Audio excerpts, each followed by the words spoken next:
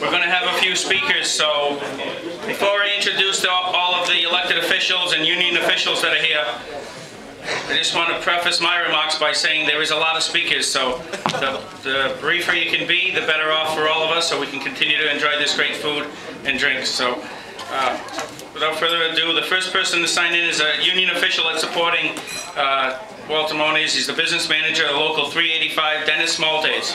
Let's get a nice round of applause.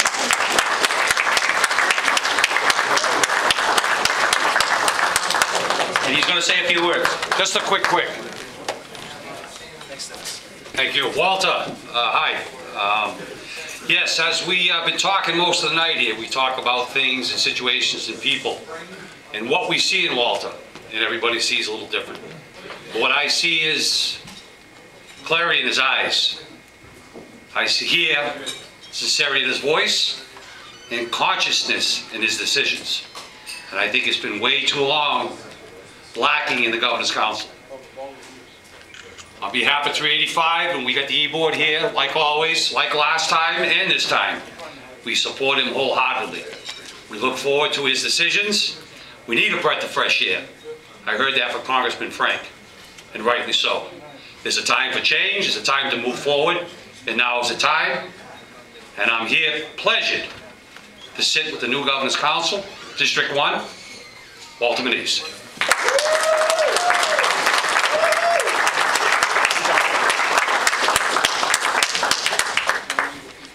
Thank you.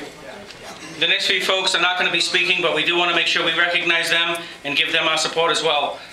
He had to leave, but he's a good supporter of Walter's. Larry Finnerty from the New Bedford School Committee. Let's get a nice round of applause for him.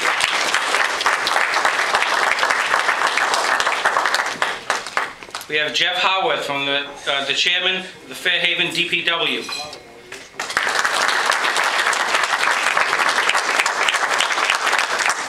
We have Etta Goldstein, the state committee woman from the Cape and the Islands.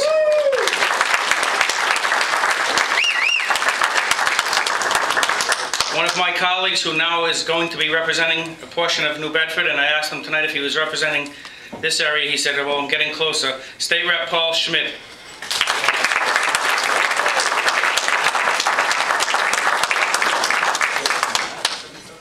Representing District Attorney Sam Sutter, we have Michael Santos and Dana Ribeiro.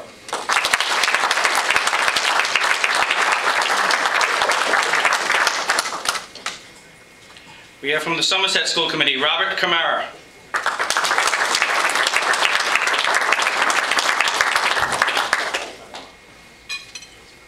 We also have the president of, I'm not sure exactly what it is, the president of basically the Democratic Party in the Cape and the Islands, Bob Isidore. A nice round of applause for Bob. Great supporter of Walter. In Fall River, we don't have those titles, so that's a little, different. I'm not saying we would welcome you in Fall River, and he was from Fall River before, but no offense, but we need to get some titles in Fall River too. Now we're going to have a few people that are going to speak, and if I missed anyone, just give us a holler and we can make sure everyone gets introduced. But we're going to sign up in the order in which they signed in. We're going to let a few people say a few words about Walter MONIZ. And the first one is City Councilor in New Bedford, David Alves.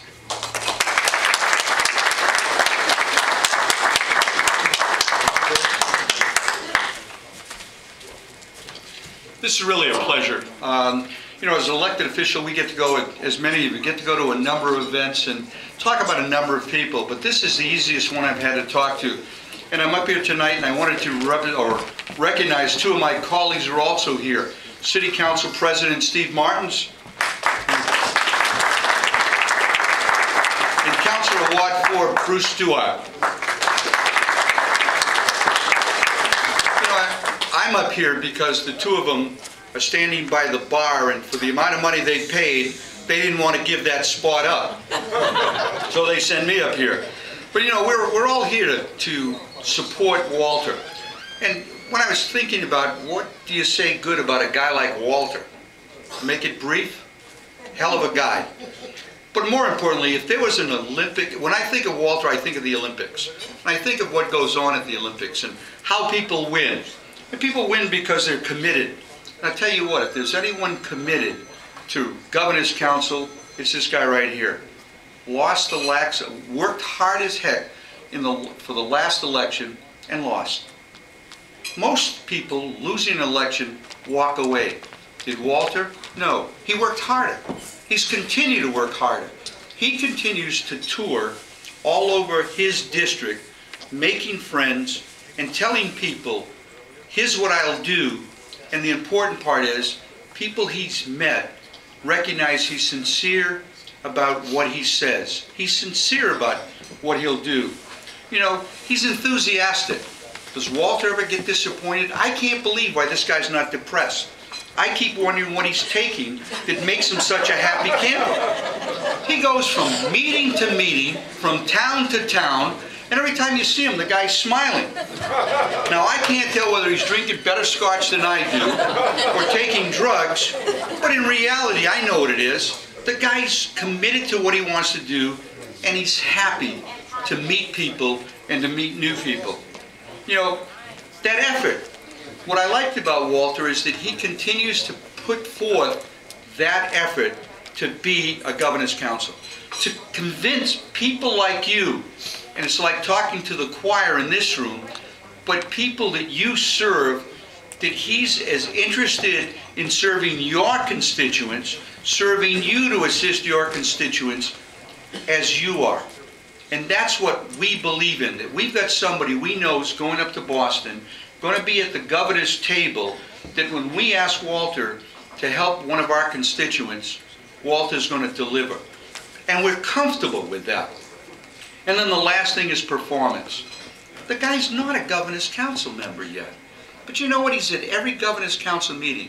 I don't know about you people, but I've had the fortunate or unfortunate advantage of having to ask Walter for a favor.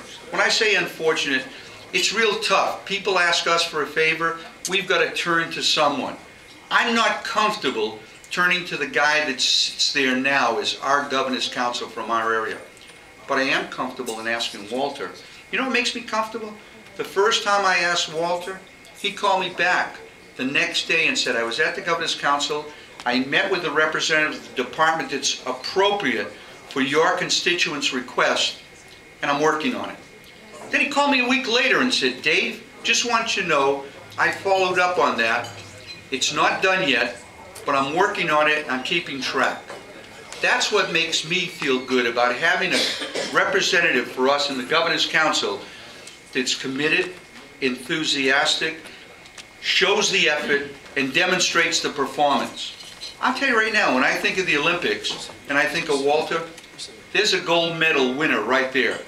There's the winner we need, and there's the guy we got to support. Like you, I think Walter does a great job. He's doing